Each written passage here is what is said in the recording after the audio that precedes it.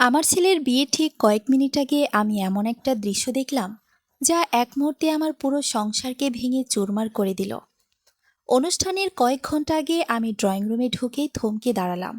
আমার স্বামী রাশেদ, যার সাথে আমার 25 বছরের সংসার, সে আমার ছেলে নাইমের বাগদত্তা তানিয়াকে জড়িয়ে ধরে এমনভাবে চুমু খাচ্ছিল যেন পৃথিবীতে আর কেউ নেই।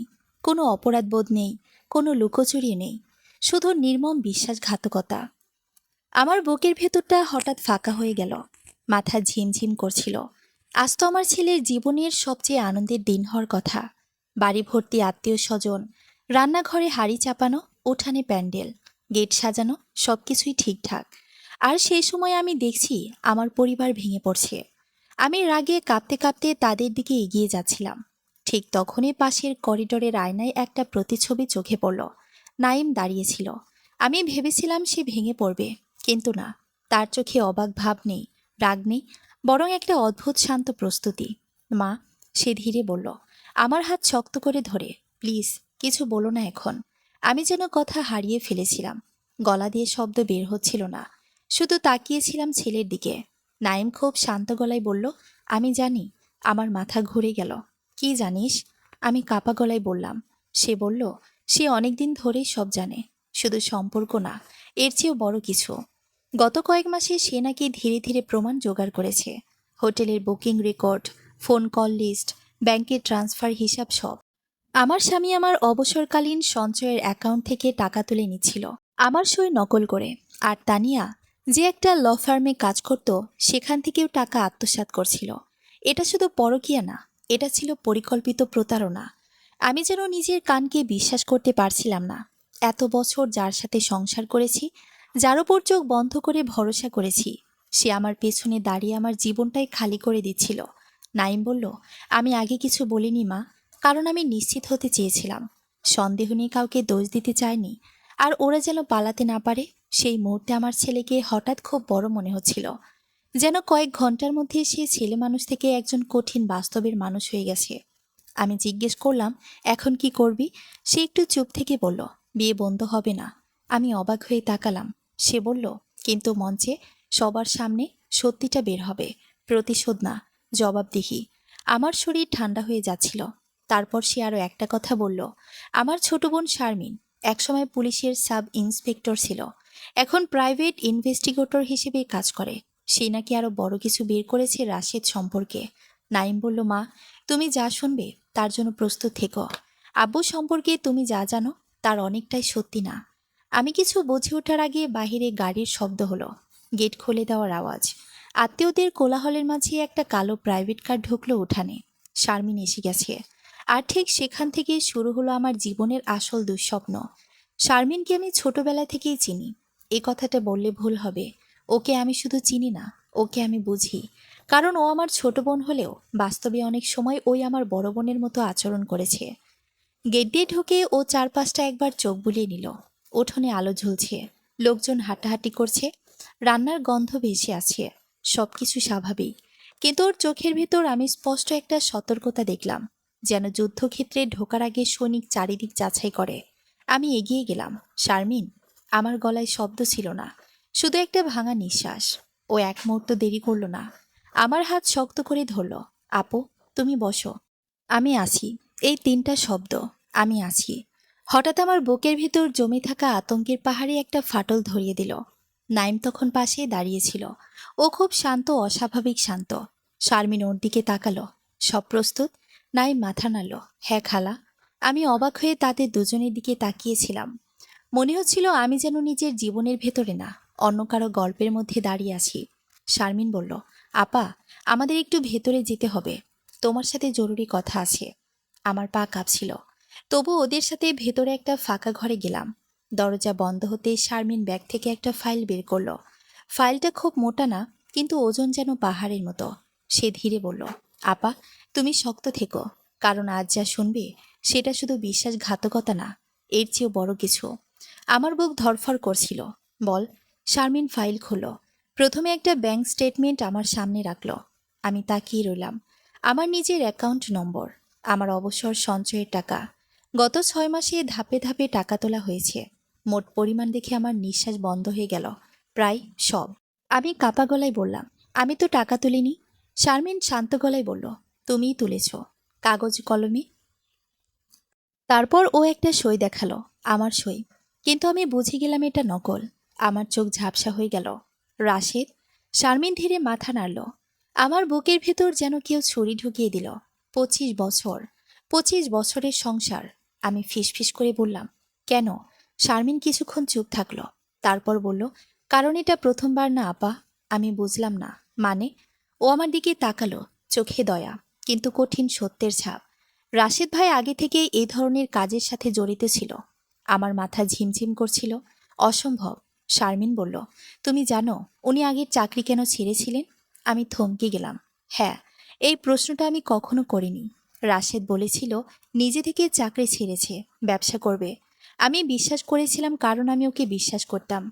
শারমিন ধীরে বলল, ওই অফিসে ফান্ড মিসিং হয়েছিল। অভিযোগ ওঠে, প্রমাণ পুরোপুরি হয়নি তাই মামলা হয়নি, কিন্তু সন্দেহ ছিল। আমার শরীর ঠান্ডা হয়ে যাচ্ছিল। নাইম তখন বলল, মা, এটা শুধু শুরু। আমি ওর দিকে তাকালাম। ও ব্যাগ থেকে একটা পেন ড্রাইভ বের করলো। এখানে ভিডিও আছে। আমার বুক ধক করে উঠল। শারমিন ল্যাপটপ খুলল। ভিডিও চালু হলো। হোটেলের করিডর, ক্যামেরার ফুটেজ, রাশেদ তানিয়া একসাথে ঢুকছে। আমার চোখের সামনে অন্ধকার নামছিল। কিন্তু এরপর যা দেখলাম তার জন্য আমি প্রস্তুত ছিলাম না। ভিডিওর টাইম স্ট্যাম্প 6 মাস আগের, আরেকটা ফুটেজ 4 মাস আগের, আরেকটা 2 মাস আগের। মানে এই সম্পর্ক অনেক দিনের। আমার হাত কাঁপছিল। আমি ফিসফিস করে বললাম, নাইম, তুই জানতিস? ও মাথা নাড়ল। হ্যাঁ মা, প্রথমে বিশ্বাস করিনি, তারপর প্রমাণ পেলাম। আমি হঠাৎ ওকে জড়িয়ে ধরলাম। আমার ছেলে এই কষ্ট একা বহন করেছে। আমার চোখ দিয়ে পানি পড়ছিল। নাইম বলল, মা, আমি চেয়েছিলাম তুমি যেন একেবারেই সব জানো, ধীরে ধীরে না। শারমিন তখন বলল, কিন্তু এখানেই শেষ না। আমার মনে হচ্ছিল আর কিছু শোনার শক্তি নেই। তবুও বলল, তানিয়া শুধু সম্পর্কের জন্য ছিল না, ও রাশিদের সাথে টাকা সংক্রান্ত কাজেও জড়িত। আমি তাকালাম। মানে? শারমিন বলল, ও ল ফার্মে কাজ করে, তুমি জানো। ওখানে ক্লায়েন্টদের কিছু ফান্ড ম্যানেজমেন্টের কাজ করত। সেই সুযোগে টাকা সরানো হয়েছে। আমার মাথা ঘুরছিল। এটা যেন সিনেমা, কিন্তু না, এটা আমার জীবন। নাইম বলল, আমি বিয়ে করতে রাজি হয়েছিলাম একটা কারণে। আমি অবাক হয়ে তাকালাম। কেন? ও ধীরে বলল, ওদের পালানোর রাস্তা বন্ধ করতে। আমার শরীর শিউরে উঠল। আজ বিয়ের মঞ্চে সবাই থাকবে, আত্মীয়, বন্ধু, পরিচিত, আর পুলিশও থাকবে। আমি চমকে উঠলাম। পুলিশ? শারমিন মাথা নাড়ল। হ্যাঁ, আমরা অভিযোগ প্রস্তুত করেছি, প্রমাণ প্রস্তুত। ঠিক সে সময় সব হবে। আমার বুক ধুকপুক করছিল। আমি বললাম, তোর আব্বু? কথাটা শেষ করতে পারলাম না। নাইম শান্ত গলায় বলল, তিনি যা করেছেন তার জবাব দিতে হবে। এই প্রথমবার আমি বুঝলাম আমার ছেলে সত্যি বড় হয়ে গেছে। ঘরের বাইরে তখন হইচই বাড়ছিল। বিয়ের অনুষ্ঠান শুরু হওয়ার সময় হয়ে আসছে। আমি উঠে দাঁড়ালাম, পা কাঁপছিল। শারমিন আমার কাঁধে হাত রাখল। আপা, তুমি ভেঙে পড়ো না। আজ তোমার দোষ নেই, তুমি ভিকটিম। এই কথাটা শুনে আমার বুক হঠাৎ কেঁপে উঠল। হ্যাঁ, আমি দোষী না, আমি প্রতারিত। বাইরে বের হতেই দেখি রাশেদ দাঁড়িয়ে আছে, আমাদের দিকে তাকিয়ে। ওর চোখে 1 সেকেন্ডের জন্য একটা অস্বস্তি দেখলাম। তারপর স্বাভাবিক হাসি। কোথায় যাচ্ছ? আমি ওর দিকে তাকিয়ে রইলাম। 25 বছর। একটা মানুষকে চিনতে 25 বছরও কম। আমি কিছু বললাম না, শুধু বললাম, অনুষ্ঠান শুরু করো। রাশেদ বুঝতে পারল না, কিন্তু নাইমার শারমিন বুঝল। কারণ ঝড় আছে, আর ঝড় শুরু হতে আর বেশি দেরি নেই। একটা কঠিন সিদ্ধান্ত নিতেই হবে। বাইরে তখন পুরো বাড়িটায় আলোয় ভাসছে। গেটের উপরে ফুলের মালা ঝুলছে। লাইটগুলো একটার পর একটা জ্বলে উঠছে, নীল, লাল, হলুদ। দূর থেকে দেখলে মনে হবে সুখের বাড়ি, আনন্দের বাড়ি, নতুন জীবনের শুরু। কিন্তু আমার ভেতরে তখন শুধু একটাই অনুভূতি, ঝড়ের আগের নীরবতা। আমি হাঁটছিলাম ধীরে ধীরে, যেন প্রতিটা পদক্ষেপ মাটিতে না, শূন্যে পড়ছে। চারপাশে আত্মীয়দের হাসি, খাওয়ার গন্ধ, মাইকের শব্দ, সবকিছু স্বাভাবিক। শুধু আমার ভেতরের পৃথিবীটাই অস্বাভাবিক হয়ে গেছে। রাশেদ এগিয়ে এলো। তুমি ঠিক আছো? আমি তার মুখের দিকে তাকালাম। এই মানুষটার সাথে আমি 25 বছর কাটিয়েছি। অসুখে পাশে থেকেছি, অভাবে থেকেছি, হাসিতে থেকেছি। আর আজ আমি জানি আমি এই মানুষটাকে কখনো চিনিইনি। আমি শুধু মাথা নাড়লাম। হ্যাঁ, সে কিছু বুঝতে পারল না, অথবা বুঝেও দেখালো না। নাইম তখন পাশে এসে দাঁড়ালো। তার চোখে একটা অদ্ভুত দৃঢ়তা, আগে কখনো দেখিনি। মা, তুমি বসো, অনুষ্ঠান শুরু হবে। তার গলায় কাপড় নেই, যেন সে নিজের ভেতরে সব সিদ্ধান্ত নিয়ে ফেলেছে। আমি একটা চেয়ারে বসলাম। শারমিন পাশে দাঁড়িয়েছিল। তার চোখ চারিদিকে ঘুরছে, সবকিছু পর্যবেক্ষণ করছে। আমি হঠাৎ বুঝলাম, আজ শুধু একটা বিয়ে না, আজ একটা বিচার। সময় এগোচ্ছিল দ্রুত। মাইকে ঘোষণা হলো বর আসছে। লোকজন উল্লাস করলো, ঢাকের শব্দ হলো, কেউ কেউ ভিডিও করছে, আত্মীয়রা হাসছে। আমি দাঁড়িয়ে দেখছিলাম আমার ছেলেকে, সাদা শেরওয়ানি, মাথায় পাগড়ি, দেখতে রাজপুত্রের মতো লাগছে। কিন্তু তার চোখে যে অভিজ্ঞতার ছাপ, ওটা কোনো ছেলের হওয়ার কথা না। ও আমার দিকে তাকিয়ে হালকা হাসলো। সেই হাসির ভেতরে আমি একটা প্রতিশ্রুতি দেখলাম, আমি ঠিক আছি মা। কিছুক্ষণ পর কনের গাড়ি ঢুকলো। আমার বুক ধক করে উঠল। তানিয়া নামলো, লাল শাড়ি গয়না সাজে নিখুঁত। বাইরে থেকে কেউ দেখলে বলবে বিয়ের কোণে এত সুন্দর হয়, কিন্তু আমি এখন জানি এই মেয়েটা আমার ছেলের জীবন ধ্বংস করতে পারত। আমার সংসার ধ্বংস করছে, আমার টাকা চুরি করেছে, আমার স্বামীর সাথে সম্পর্ক করেছে। আমি তাকিয়েছিলাম তার দিকে, সে আমার দিকে তাকালো না, যেন কিছুই হয়নি। এই নির্লজ্জ স্বাভাবিকতা, এটাই সবচেয়ে বেশি কষ্ট দেয়। অনুষ্ঠান শুরু হলো। স্টেজে বরকনে বসেছে, চারপাশে লোকজন, ছবি তোলা চলছে, হাসি, অভিনন্দন। আমি শ্বাস নিতে কষ্ট পাচ্ছিলাম। নাইম একটু ঝুঁকে তানিয়ার দিকে কিছু বলল। তানিয়া মাথা নাড়ল। তাদের মুখ দেখে বোঝা যাচ্ছে না কিছুই। আমি ভাবছিলাম, কিভাবে একটা মানুষ এত অভিনয় করতে পারে। হঠাৎ নাইম দাঁড়ালো, মাইক্রোফোন হাতে নিল। সবাই ভেবেছিল বর কিছু বলবে, সাধারণত যা হয়। কিন্তু আমার বুক তখন ধুকপুক করছিল। আমি জানতাম এটা সেই মুহূর্ত। নাইম মাইকে বলল, সবাই একটু মনোযোগ দিবেন। হলরুম ধীরে ধীরে শান্ত হয়ে গেল। একটু হালকা হেসে নাইম শুরু করলো, আজ আমার জীবনের গুরুত্বপূর্ণ দিন। আপনারা সবাই এসেছেন, ধন্যবাদ। কিন্তু বিয়ের আগে একটা সত্য বলা দরকার। আমার শরীর ঠান্ডা হয়ে গেল। রাশেদও তাকালো অবাক চোখে। তানিয়ার মুখে প্রথমবার একটা টান দেখলাম। নাইম বলল, আজ আমি বিয়ে করছি না। হলরুমে গুঞ্জন উঠল। কেউ বুঝতে পারছে না। সে আবার বলল, কারণ এই বিয়েটা একটা মিথ্যার উপর দাঁড়িয়ে আছে। তানিয়া উঠে দাঁড়ালো। নাইম, তুমি কি বলছো? তার গলায় আতঙ্ক। নাইম শান্ত, আমি সত্য বলছি। শারমিন তখন এগিয়ে এলো, তার হাতে ফাইল। সে বলল, আমি কিছু প্রমাণ দেখাতে চাই। লোকজন পুরো স্তব্ধ। রাশেদ উঠে দাঁড়ালো, এসব কি হচ্ছে? নাইম তার দিকে তাকালো। আপনি বসুন। সেই মুহূর্তে আমি প্রথমবার দেখলাম বাবার ছেলের সম্পর্ক বদলে গেছে। এখানে বাবা কর্তৃত্ব করছে না, ছেলেই নিয়ন্ত্রণে।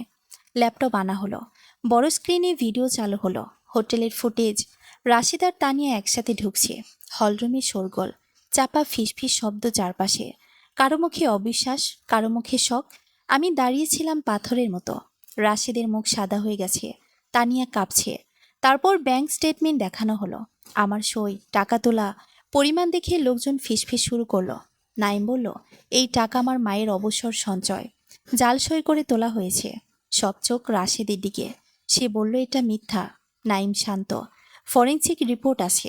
শারমিন মাথা নাড়ল, হ্যাঁ। তানিয়া হঠাৎ চিৎকার করলো, আমি কিছু জানি না। নাইম তার দিকে তাকালো, তুমি তো সব কিছুই জানো। তার গলায় কষ্ট ছিল, রাগ না। এই পার্থক্যটা আমি বুঝতে পারছিলাম। ঠিক তখনই বাইরে সাইরেনের শব্দ। পুলিশ আসছে। লোকজন আরও অস্থির। দুজন অফিসার ঢুকলো। একজন বলল, মিস্টার রাশেদ, আমাদের সাথে আসতে হবে। আমার বুক কেঁপে উঠল। এই মানুষটা আমার স্বামী। যাই হোক, তবু। রাশেদ হঠাৎ হাসল, একটা অদ্ভুত হাসি। খুব সুন্দর নাটক হয়েছে। সবাই থেমে গেল। সে ধীরে বলল, কিন্তু তোমরা একটা ভুল করেছ। নাইম ভ্রু কুঁচকাল, কি ভুল? রাশেদ বলল, যাকে অভিযুক্ত করছো সে যদি আসল অপরাধী না হয়? হলরুম আবার গুঞ্জন। নাইম বলল, প্রমাণ আছে। রাশেদ বলল, প্রমাণ বানানো যায়। তারপর সে আমার দিকে তাকালো। আমার বুক ধক করে উঠল। সে বলল, তুমি কি জানো, গত 3 মাসে তোমার অ্যাকাউন্টে সে যে টাকা উঠেছে সেটা আমি না। আমি থমকে গেলাম। নাইমও, শারমিনও। রাশেদ বলল, তোমার ছেলে তুলেছে। পুরো হলরুম স্তব্ধ। আমি নাইমের দিকে তাকালাম। সে বলল, মিথ্যা। রাশেদ বলল, সিসিটিভি আছে ব্যাংকের। আমার মাথা ঘুরছিল, এটা কি সত্যি? পুলিশ অফিসার বলল, আপনি থানায় গিয়ে বলবেন। রাশেদ শান্ত গলায় বলল, অবশ্যই বলবো, কিন্তু যাওয়ার আগে একটা কথা। এই নাটকের পরিচালককে, সেটা একদিন বের হবে। তার চোখ তখন শারমিনের দিকে। 1 সেকেন্ড, শুধু 1 সেকেন্ড। কিন্তু আমি দেখলাম শারমিন চোখ সরিয়ে নিল। আমার বুকের ভেতর হালকা একটা সন্দেহ ঢুকলো। পুলিশ রাশিদকে নিয়ে বের হয়ে গেল। হলরুমে বিশৃঙ্খলা, কেউ কথা বলছে, কেউ ফিসফিস করছে, কেউ ভিডিও করছে। তানিয়া কাঁদছে। নাইম স্থির দাঁড়িয়ে। আমি এগিয়ে গিয়ে তাকে জড়িয়ে ধরলাম। সে ফিসফিস করে বলল, সব শেষ মা। আমি জানতাম কিছুই হয়নি। এটা শুরু। রাত অনেক হয়ে গেছে, আত্মীয়রা চলে গেছে, বাড়ি ফাঁকা। আমি বারান্দায় দাঁড়িয়েছিলাম, মাথা ভারী, জীবনটা যেন অন্য কারো হয়ে গেছে। শারমিন এসে পাশে দাঁড়ালো। আপা, তুমি শক্ত থেকো। আমি মাথা নাড়লাম। কিছুক্ষণ পর বললাম, তুই ঠিক করেছিস তো? সে বলল হ্যাঁ, কিন্তু তার গলায় আগের মতো দৃঢ়তা ছিল না। আমি পানি খেতে ভেতরে গেলাম। ড্রয়িং রুমের পাশ দিয়ে যাওয়ার সময় শুনলাম ফিসফিস শব্দ। আমি থেমে গেলাম। দরজা আধ খোলা, ভেতরে শারমিন দাঁড়িয়ে, আর রাশেদ। আমার বুক থেমে গেল। তাকে তো পুলিশ ধরে নিয়ে গেছে, কিন্তু না, রাশেদ দাঁড়িয়ে আছে, হয়তো জামিনে ছাড়া পেয়েছে। আমি নিঃশ্বাস বন্ধ করেই শুনছিলাম। শারমিন নিচু গলায় বলল, সব ঠিকঠাক হয়েছে। রাশেদ বলল, নাইম কিছু সন্দেহ করেছে? শারমিন মাথা নাড়ল, না, ও কিছুই জানে না। আমার শরীর ঠান্ডা হয়ে গেল। রাশেদ বলল, ভিডিওগুলো? শারমিন ব্যাগ থেকে একটা পেন ড্রাইভ বের করলো। অরিজিনাল আমার কাছে, ওদেরটা এডিটেড। আমার মাথা ঝিমঝিম করছিল। মানে? রাশেদ ধীরে হাসলো। ভালো কাজ করেছো। শারমিন বলল, এখন পরের ধাপ। আমি আর দাঁড়িয়ে থাকতে পারছিলাম না। আমার পুরো পৃথিবী আবার ভেঙে পড়ছিল। কারণ এখন প্রশ্ন একটাই, আমার ছেলে কোন খেলায় জড়িয়ে গেছে? বুকের ভেতর এত জোরে ধুকপুক করছিল যে মনে হচ্ছিল শব্দটা বাইরে চলে যাবে। আমার হাত ঠান্ডা হয়ে গেছে, পা অবশ। ভেতরে শারমিন আর রাশেদ খুব নিচু গলায় কথা বলছিল। রাশেদ বলল, এখন সবচেয়ে গুরুত্বপূর্ণ হচ্ছে নাইম যেন কিছু না বোঝে। শারমিন শান্ত গলায় বলল, ও কিছু বুঝবে না, তুমি চিন্তা করো না। আমার মাথা ঘুরে উঠল। আমার ছেলে কি তাহলে কোনো বড় খেলায় ব্যবহার হচ্ছে? আমি দরজা ঠেলে ঢুকতে যাচ্ছিলাম, ঠিক তখনই শারমিনের পরের কথাটা শুনে থেমে গেলাম। ও এখন মানসিকভাবে ভেঙে আছে। এই সময় চাপ দিলে বিপদ হবে। আগে কাজ শেষ হোক। রাশেদ বলল, টাকা কোথায় রেখেছ? শারমিন একটু থামল। সেফ জায়গায়। আমার জানা দরকার। এখন না। রাশেদের গলায় বিরক্তি। শারমিন, আমরা পার্টনার, ভুলে যেও না। শারমিন ঠান্ডা গলায় বলল, আমি কিছু ভুলিনি, কিন্তু সবকিছু তোমার নিয়ন্ত্রণে থাকবে, এটা তো হবে না। একটা অদ্ভুত নীরবতা। আমার মাথা কাজ করছিল না। আমি চুপচাপ সরে এলাম, যেন কেউ আমাকে দেখে না ফেলে। বলতে গেলে নিজের ঘরে চোরের মতো হাঁটছি, তাও আবার নিজের সবচেয়ে কাছের ভাবা মানুষগুলো লুকিয়ে। ঘরে ফিরে দরজা বন্ধ করতেই আমার হাঁটু কাঁপতে লাগলো। বিছানায় বসে পড়লাম। আজকের দিনে আমি কতবার ভেঙে পড়েছি, গুণে রাখা সম্ভব না। স্বামী প্রতারক, ছেলের বাগদত্তা প্রতারক, টাকা চুরি গেছে, বিয়ে ভেঙেছে, পুলিশ এসেছে, আর এখন আমার নিজের বোনও কি এইসবের মধ্যে জড়িত? রাতটা প্রায় না ঘুমিয়ে কাটল। ভোরের আলো ঢুকতেই মনে হলো আমার যেন এক রাতে কয়েক বছর বয়স বেড়ে গেছে। সকালে নাইম আমার ঘরে এলো। তার চোখ লাল, সে ঘুমায়নি, এটা পরিষ্কার। মা, তুমি ঠিক আছো? আমি তার মুখের দিকে তাকালাম। এই ছেলেটা আমার সব, আমার জীবনের সবচেয়ে সত্যি জিনিস। আমি জিজ্ঞেস করলাম, তুই আমাকে একটা সত্যি কথা বলবি? সে একটু থমকালো। কি? আমি ধীরে বললাম, তোর আব্বু বলেছে শেষ টাকা তুই তুলেছিস। নাইমের চোখে মুহূর্তের একটা বিস্ময় দেখা গেল। তারপর সে দীর্ঘশ্বাস ফেলল। হ্যাঁ। আমার বুক ধক করে উঠল। তুই তুলেছিস? সে মাথা নাড়ল। হ্যাঁ মা। আমার মাথা যেন ঝনঝন করে উঠল। কেন? নাইম চুপ করে আমার সামনে বসে পড়ল। তার গলায় ক্লান্তি কিন্তু সত্যি ছিল। কারণ আমি বুঝেছিলাম টাকা যাচ্ছে, কিন্তু প্রমাণ দরকার ছিল। ব্যাংকে আমি নিজে গিয়ে টাকা তুলেছি, ক্যামেরায় রেকর্ড আছে। তারপর সেই টাকা আমি অন্য অ্যাকাউন্টে রেখেছি। আমি স্তব্ধ। কার অ্যাকাউন্টে? সে বলল খালার। আমার শরীর কেঁপে উঠল। মানে? শারমিন সব জানতো? নাইম বলল, আমি একা পারতাম না, খালা সাহায্য করেছে। আমার মাথায় গত রাতের দৃশ্য ঘুরছিল। Sharmin, Rashed, pen drive. আমি ধীরে বললাম, তুই খালাকে পুরো বিশ্বাস করিস? সে বিন্দুমাত্র দ্বিধা না করে বলল, হ্যাঁ। এই একটা শব্দ আমার বুকের ভেতর আবার সন্দেহ ঢুকিয়ে দিল। কারণ আমি গত রাতে যা দেখেছি তার সাথে এই বিশ্বাস মেলানো কঠিন। দুপুরের দিকে শারমিন এলো। তার মুখে ক্লান্তি, কিন্তু একদম শান্ত। আপা, তুমি একটু বসবে? আমি চুপচাপ বসে রইলাম। নাইমও ছিল। শারমিন সরাসরি বলল, রাশিদ জামিনে বের হয়েছে। আমি অবাক হইনি। এমন লোকেরা সহজে ধরা পড়ে না, এটা এখন বুঝে গেছি। নাইমের চল শক্ত হয়ে গেল। ও কোথায়? জানি না, তবে যোগাযোগ করার চেষ্টা করবে। আমি তাকিয়েছিলাম শারমিনের দিকে। হঠাৎ বললাম, গতরাতে তুই ওর সাথে দেখা করেছিস? ঘরের বাতাস হঠাৎ যেন থেমে গেল। নাইম অবাক হয়ে আমার দিকে তাকালো। কি? শারমিন এক সেকেন্ড থামল, তারপর শান্ত গলায় বলল, হ্যাঁ। নাইম হতভম্ব। খালা? শারমিন বলল, আমি ইচ্ছা করে করেছি। আমার বুক ধুকপুক করছিল। কেন? সে আমার দিকে তাকালো। তার চোখে এবার সত্যিকারের ক্লান্তি, কারণ আমি ওর কাছ থেকে তথ্য বের করতে চাই। নাইম অবিশ্বাসে তাকিয়ে আছে। তুমি আমাকে বলনি কেন? কারণ তুমি রাগ করে সব নষ্ট করে দিতে। নাইম কিছু বলল না, কিন্তু তার ভেতরে ঝড় হচ্ছে। আমি বুঝতে পারছিলাম। আমি ধীরে বললাম, পেন ড্রাইভ। শারমিন মাথা নাড়ল। আমি ওকে নকল দিয়েছি, অরিজিনাল আমার কাছে। আমার বুকের ভেতর জমে থাকে একটা পাথর একটু নড়ল। মানে, গতরাতের দৃশ্য পুরো বিশ্বাসঘাতকতা ছিল না, কিন্তু পুরো সত্যিও ছিল না। আমি এখনো নিশ্চিত না। সন্ধ্যার দিকে আরেকটা ঘটনা ঘটল। একজন লোক বাড়িতে এলো, ব্যাংকের লোক। সে বলল, ম্যাডাম, আমরা কিছু কাগজপত্র নিয়ে এসেছি, আপনার সিগনেচার ভেরিফিকেশন দরকার। আমি অবাক। কিসে? লোকটা ফাইল খুলল। আমি দেখলাম একটা লোন ডকুমেন্ট, বড় অঙ্কের টাকা, বাড়ি মর্টগেজ, আমার সই। আমি শিউরে উঠলাম। আমি তো এটা করিনি। লোকটা বলল, ডকুমেন্ট অনুযায়ী করেছেন। নাইম ফাইলটা ছিনিয়ে নিল। তার মুখের রং পাল্টে গেল। তারই 8 মাস আগে। আমার মাথা ঘুরছিল। মানে, টাকা চুরির আগে? শারমিন ফাইলটা নিয়ে দেখল। তার চোখ শুরু হয়ে গেল। রাশিদ অনেক বড় খেলা খেলেছে। আমার বুক কেঁপে উঠল। মানে? সে ধীরে বলল, শুধু সঞ্চয়ের টাকা না, বাড়িটাও ঝুঁকিতে। আমার চোখ ঝাপসা হয়ে গেল। এই বাড়ি, এই ঘর, এই সংসার, সবকিছু কি তাহলে হারাতে বসেছি? রাতে নাইম আমার পাশে বসেছিল। অনেকক্ষণ চুপ থাকার পর সে বলল, মা, তুমি একটা কথা জানো? আমি তাকালাম। সে বলল, তুমি আব্বুকে এখনো পুরো ঘৃণা করতে পারিনি। আমার বুক কেঁপে উঠল। সে বলল, কারণ উনি আমার বাবা। ছোটবেলায় আমাকে সাইকেল চালানো শিখিয়েছে। অসুখ হলে পাশে বসে থাকতো।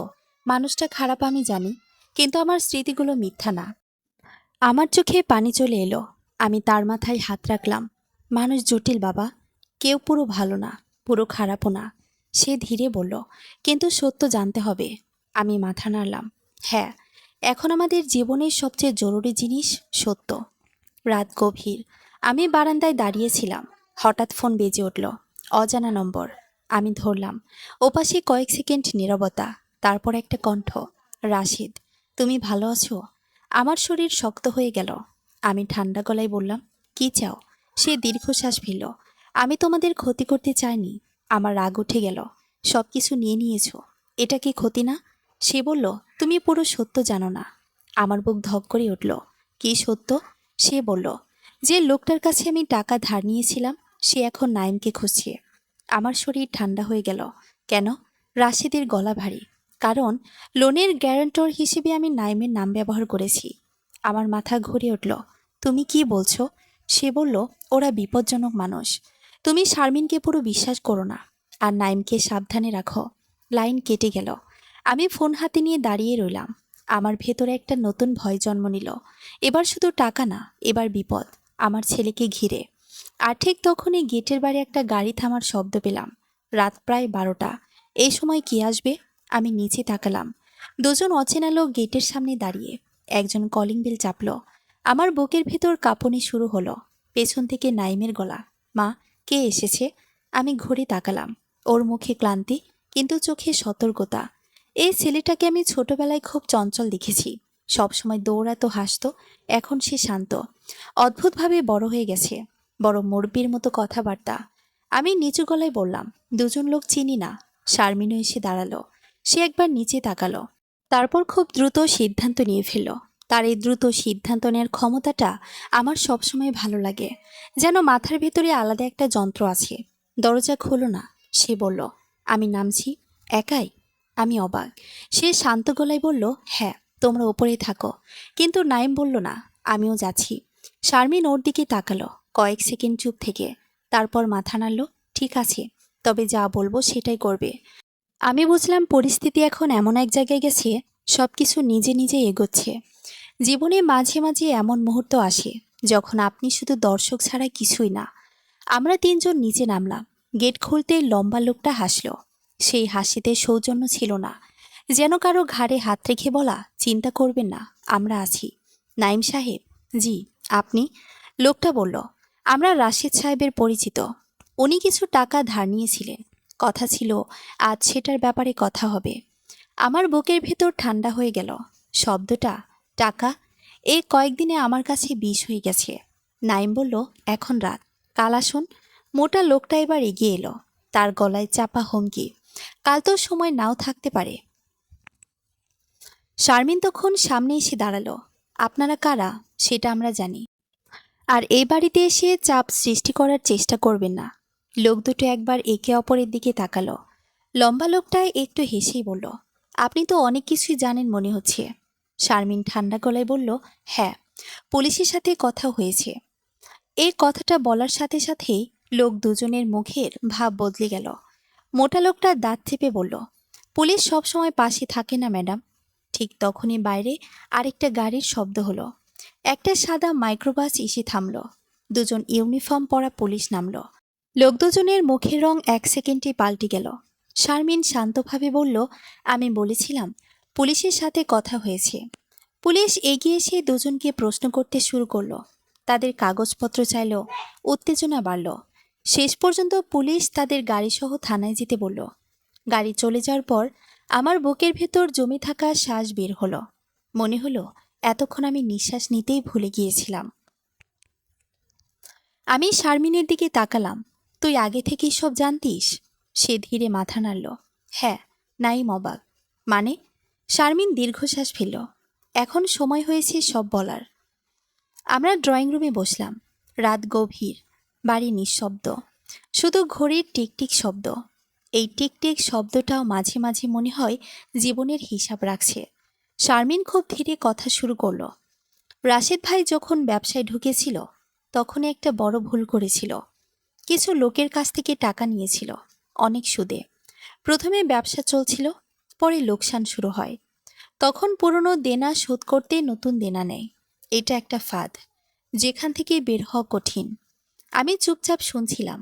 সে বলল, ওই সময়ে তানিয়ার সাথে ওর পরিচয়। তানিয়া খুব বুদ্ধিমান মেয়ে, কিন্তু ভালো মেয়ে না। ও রাশেদ ভাইকে আইনি ফাঁকফোকর দেখাতে শুরু করে, কিভাবে টাকা ঘোরানো যায়, কিভাবে কাগজ তৈরি করা যায়। আমার বুকের ভেতর আবার কষ্ট উঠল। মানে, ওরা একসাথে? শারমিন মাথা নাড়ল। হ্যাঁ, তবে শুধুই সম্পর্ক না, দুজনের উল্টাপাল্টা কাজের পার্টনারশিপ। নাইমের সাথে বিয়েও একটা ফাঁদ ছিল। সব মিলিয়ে সমস্ত টাকা পয়সা নিয়ে পালানোর প্ল্যান। নাইমের চোল শক্ত হয়ে গেল। শারমিন বলল, আপা, তোমার সঞ্চয়ে টাকা তোলার পরিকল্পনা ওদের দুজনের। তারপর বাড়ি মর্টগেজ, তারপর বিদেশে পালানোর পরিকল্পনা ছিল। আমার মাথা ঘুরছিল। তাহলে তুই? শারমিন আমার দিকে তাকালো। তার চোখে ক্লান্তি, কিন্তু সত্যি ছিল। আমি প্রথমে কিছুই জানতাম না। নাইম আমাকে সন্দেহের কথা বলার পর তদন্ত শুরু করি। তারপর বুঝি ব্যাপারটা বড়। তখন আমি ইচ্ছে করে রাশেদ ভাইয়ের সাথে যোগাযোগ রাখি, যেন মনে করে আমি ওর পাশে। নাইম ফিসফিস করে বলল, মানে, তুমি অভিনয় করছিলে? হ্যাঁ। আমার মাথায় গত রাতের দৃশ্য ভেসে উঠল। পেন ড্রাইভ, কথাবার্তা, অরিজিনাল প্রমাণ আমার কাছেই আছে। শারমিন বলল, ওকে নকল দিয়েছি, যেন ভাবে সব নিয়ন্ত্রণে। আমার বুকের ভেতর জমে থাকা সন্দেহের একটা বড় অংশ ভেঙে পড়ল। যাক, সবাই প্রতারক না। কিন্তু এখন একটা প্রশ্ন রয়ে গেছে। রাশেদ আমাদের ক্ষতি করতে চায়নি, এটা কি সত্যি? কয়েক সেকেন্ড পর শারমিন বলল, মানুষ একসাথে দুই রকম হতে পারে। ও তোমাদের ভালোবাসে, এটা সত্যি, কিন্তু নিজের ভুল ঢাকতে গিয়ে অপরাধ করেছে, এটাও সত্যি। এই কথাটা শুনে আমার ভেতরে অদ্ভুত একটা শান্তি নামল। কারণ সত্যি কখনো গোপন থাকে না, আর মানুষও না। সে রাতের পরের কয়েকদিন যেন ঝড়ের মতোই কেটে গেল। পুলিশ তদন্ত শুরু করলো। ব্যাংকের সিগনেচার ফরেন্সিক হলো, লোন ডকুমেন্ট যাচাই হলো। ধীরে ধীরে সত্য বের হতে লাগলো। সবচেয়ে বড় সত্যটা এলো এক সপ্তাহ পর। রাশেদ নিজেই থানায় গিয়ে স্বীকারোক্তি দিল লোন সে নিয়েছে, সই জাল করেছে, বাড়ি মর্টগেজ করেছে, তানিয়া তাকে সাহায্য করেছে, আর নাইমের নাম গ্যারান্টর হিসেবে ব্যবহার করেছে তার অজান্তে। কেন? কারণ সে ভেবেছিল একবার টাকা উঠে গেলে সব ঠিক করে ফেলব। এই কথাটা শুনে আমার বুক ফেটে গিয়েছিল। মানুষ কখনো কখনো নিজের ভুলের গভীরতা বুঝতে পারে না, যতক্ষণ না সব ভেঙে নিঃশেষ হয়ে যায়। তানিয়াকেও গ্রেফতার করা হলো। তার অফিস থেকেও টাকা আত্মসাতের প্রমাণ বের হলো। সবচেয়ে আশ্চর্যের বিষয়, রাশেদ বিদেশে পালানোর সুযোগ পেয়েছিল, কিন্তু যায়নি। শারমিন পরে আমাকে বলেছিল ও পালাতে পারত, কিন্তু শেষ মুহূর্তে যায়নি, কারণ নাইম ছেলেকেও ভালোবাসে। আমি কিছু বলিনি, শুধু জানালার বাইরে তাকিয়েছিলাম। মনে হচ্ছিল মানুষটা যে ভুল করেছে সেটা বড়, কিন্তু তার ভিতরে যে মনুষ্যত্বটা আছে সে পুরোপুরি মরে যায়নি। মামলা চলতে লাগলো। আইনজীবীরা তাদের কাজ করলো, প্রমাণ জমা হলো, বাড়ির মর্টগেজ চ্যালেঞ্জ করা হলো, কারণ সই জাল। মাস তিনেকের মধ্যে আদালত সিদ্ধান্ত নিল লোন চুক্তি অবৈধ, বাড়ি নিরাপদ। সেদিন আমি প্রথমবার একটু স্বস্তি পেলাম। রাশিদের বিচার হলো, সে দোষ স্বীকার করলো, জেল হলো। রায় ঘোষণার দিন আমরা আদালতেই ছিলাম। রাশিদ একবার আমার দিকে তাকিয়েছিল, চোখে অপরাধবোধ, ক্লান্তি আর হেরে যাওয়া মানুষের প্রতিচ্ছবি। বুঝলাম এই মানুষটা আমার পরিচিত মানুষই, শুধু সে ভুল করেছে, ভয়ঙ্কর ভুল, যে ভুল অনেক কিছুই বদলে দিয়েছে। বছর খানেক পরে একটা বিকেল, বৃষ্টি পড়ছে। আমি বারান্দায় বসে চা খাচ্ছি। বৃষ্টির পানি টিনের কার্নিশে পড়ে টুপটাপ শব্দ করছে। এই শব্দটা আমার খুব প্রিয়। ছোটবেলায় গ্রামের বাড়িতে এমন শব্দ শুনে ঘুমাতাম। নাইম পাশেই বসে। সে এখন আগের চেয়ে অনেক শান্ত, অনেক পরিণত। তার চোখে একটা গভীরতা এসেছে। হঠাৎ সে বলল, মা, তুমি কি আব্বুকে দেখতে যাবে? আমি চুপ করলাম। এই প্রশ্নটার জন্য আমি প্রস্তুত ছিলাম না, যদিও জানতাম একদিন আসবেই। তুই যাবি?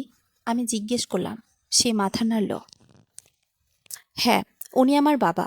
আমার চোখে পানি চলে এলো। আমি ধীরে বললাম, ঠিক আছে চল, আমিও যাব। জেলের দেখা করার ঘর খুব অদ্ভুত জায়গা। সেখানে মানুষ আসে ভালোবাসা নিয়ে, অপরাধ নিয়ে, লজ্জা নিয়ে, আশা নিয়ে। সব অনুভূতি একসাথে থাকে। রাশেদ আমাদের দেখে দাঁড়িয়ে গেল। সে শুকিয়ে গেছে, চুলে পাকা রং, বয়স হঠাৎ অনেক বেড়ে গেছে। জীবনযুদ্ধে হেরে যাওয়া এক সৈনিক, কিন্তু চোখে একটা স্বচ্ছতা এসেছে যেটা আগে কখনো দেখিনি। নাইম এগিয়ে গিয়ে বলল, আব্বু। রাশিদের চোখ ভিজে উঠল। আমি তখন বুঝলাম সব সম্পর্ক ভাঙে না, কিছু সম্পর্ক বদলে যায়। বাবা ছেলে কিছুক্ষণ কথা বলল। আমি ভাবছিলাম কিছু বলবো কিনা, মনের মধ্যে দ্বিধা কাজ করছিল। শেষ পর্যন্ত আমি কিছুই বলিনি। রাশিদের চোখে প্রশ্ন ছিল অনেক। সে হয়তোবা অপরাধবোধ থেকে বলতে চেয়েও কিছু বলতে পারিনি। বাড়ি ফিরে আসার পর সন্ধ্যায় শারমিন এলো।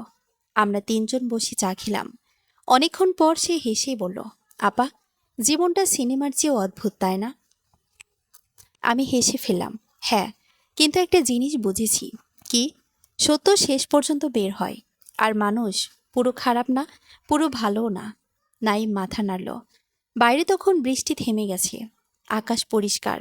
আমি মনে মনে ভাবলাম, যা হয়েছে হয়তো এটাই হবার ছিল, কারণ এই ঝড় না এলে আমরা কেউই নিজেদের সত্যিটা চিনতাম না। আর এখন ভাঙা জিনিসের ভেতর দিয়েই নতুন জীবন শুরু হচ্ছে। তারপরে দিনগুলো ধীরে ধীরে স্বাভাবিক হতে লাগলো। স্বাভাবিক মানে আগের মতো না, নতুন এক স্বাভাবিক। সকালে ঘুম থেকে ওঠা, নাস্তা বানানো, বাজারের হিসাব, নাইমের অফিস যাওয়া, সবকিছু আবার চলতে লাগলো। কিন্তু আমরা সবাই একটু বদলে গেছি। একদিন সকালে নাইম বলল, মা, আমি একটা কথা ভাবছি। কি? আমি অন্য শহরে চাকরি নিলে কেমন হয়? আমি চুপ করে তার দিকে তাকালাম। কেন? সে হাসল। নতুন করে শুরু করতে ইচ্ছে করছে। আমি বুঝলাম এই ছেলেটা সত্যি বড় হয়েছে। আমি বললাম, যেখানে ভালো থাকবি সেখানেই যা। সে একটু চুপ করে থেকে বলল, তুমি যাবে না আমার সাথে? তুমি একা থাকবে? আমি হেসে বললাম, মানুষ কখনো একা থাকে না, নিজের ভেতরে অনেক মানুষ থাকে। সে কিছু বলল না, কিন্তু আমি জানলাম সে বুঝেছে। রাতে ঘুমানোর আগে আমি মাঝে মাঝে রাশিদের কথা ভাবি। আমাদের বিয়ের প্রথম দিকের দিনগুলি মনে পড়ে। একদিন সে আমাকে বলেছিল, তুমি হাসলে মনে হয় বাড়িতে আলো জ্বলে। আমি তখন খুব লজ্জা পেয়েছিলাম। এখন মনে হয় মানুষ সত্যি একসময় অন্যরকম থাকে, তারপর জীবন তাকে বদলে দেয়। কিন্তু বদলে গেলেও পুরোটা হারায় না, রাশিদেরও হারায়নি। হয়তো এ কারণেই আমি তাকে ক্ষমা করতে পেরেছি। ক্ষমা মানে ভুলে যাওয়া না, ক্ষমা মানে মনের ভেতরে রাগের জায়গায় শান্তি বসানো। কয়েক মাস পরে আমরা আবার জেলে গেলাম। এবার রাশিদ একটু হাসল, সাহস নিয়ে সে বলল, তুমি কেমন আছো? আমি একটু হেসেই বললাম, ভালো। সে নাইমের দিকে তাকিয়ে বলল, তুই বাবা? নাইম বলল, আমি চাকরি বদলাচ্ছি। রাশিদের চোখে গর্বের ঝিলিক দেখলাম। সে বলল, ভালো করছিস। তারপর খুব ধীরে বলল, আমি বের হলে আবার সব ঠিক করতে চাই। আমি বললাম, সব ঠিক করা যায় না, কিন্তু নতুন করে শুরু করা যায়। সে মাথা নাড়ল। আমাদের চোখে চোখ পড়ল। অনেক কথা ছিল, কিন্তু বলা হলো না। সব কথা বলা লাগে না, কিছু কথা বোঝা যায়। সেদিন বাড়ি ফেরার পথে আকাশে অদ্ভুত সুন্দর সূর্যাস্ত ছিল। লাল, কমলা, বেগুনি সব রং মিশে গেছে। আমি মনে মনে ভাবলাম, জীবনও এমনই। এক রং না, অনেক রং। আর প্রতিটা রঙের পেছনে একটা গল্প থাকে। আমাদের গল্পটা হয়তো সহজ না, কিন্তু সত্যি। আর সত্যি গল্পগুলোই শেষ পর্যন্ত টিকে থাকে। রাতে ঘুমানোর আগে আমি জানালার পাশে দাঁড়ালাম। হালকা বাতাস আসছে, দূরে কেউ গান বাজাচ্ছে। আমি চোখ বন্ধ করলাম। মনে হলো ভেতরের অস্থিরতা অনেকটাই কমে গেছে। একটা শান্তি এসেছে। এই শান্তিটা হয়তো সুখ না, কিন্তু স্থিরতা। আর জীবনের স্থিরতা পাওয়াটাই অনেক বড় ব্যাপার। আমি আলো নিভিয়ে ঘুমিয়ে পড়লাম, নতুন দিনের অপেক্ষায়। সমাপ্ত।